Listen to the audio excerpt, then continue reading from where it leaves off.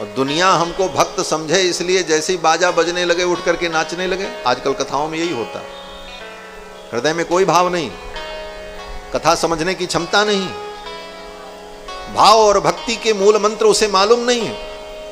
लेकिन कथा में बैठेगा और जैसे ही कीर्तन होने लग जाए उठ करके नाचने का अभिनय शुरू कर दिया। क्यों? बोले कैमरा में मेरी फोटो आवे, लोग देखें।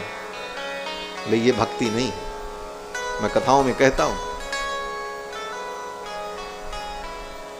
आपको बताऊं लखनऊ की एक घटना। लखनऊ में एक सज्जन कथा में आते थे, तो किसी सरकारी विभाग में कर्मचारी थे, और कथा में आवे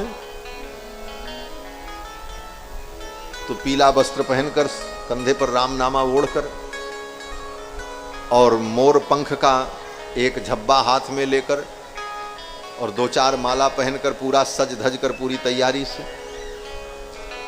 और जब जैसे ही कीर्तन शुरू हो, कोई चौपाई कोई भजन, बस उठ करके उनका नाचना शुरू।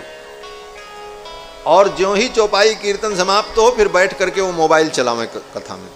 मैं वहीं व्यासपीठ से देखता रहता। अंत में एक दिन मुझे कहना पड़ा कि भाई ऐसे नृत्य से हमारी कथा बिगड़ जाएगी। हम ऐसे श्रोता नहीं चाहते जो हमारी कथा बिगाड़े।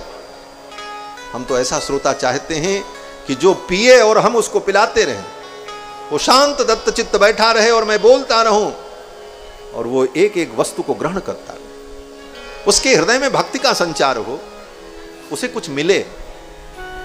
नाटक तो बहुत बड़ा किया जा सकता है, नाटक तो इससे भी बड़ा किया जा सकता है, मजमा लगाया जा सकता है, लेकिन यथार्थ में तत्व बोध हो तब इसकी सार्थकता है, तब इसका उपयोग है।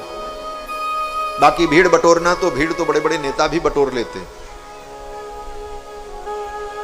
भीड़ तो एक नर्तकी भी बटोर लेती है। भीड़ बटोरना कोई बहुत बड़ी बात नहीं, भीड़ तंत्र कोई महत्वपूर्ण नहीं होता, भीड़ बटोरना तो एक नर्तकी भी कर लेती।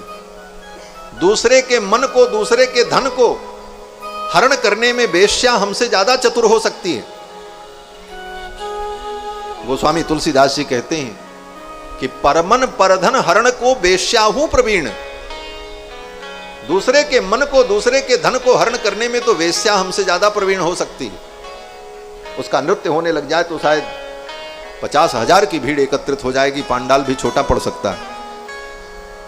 लेकिन तुलसी सोई चतुरता, राम भगति रसलीन।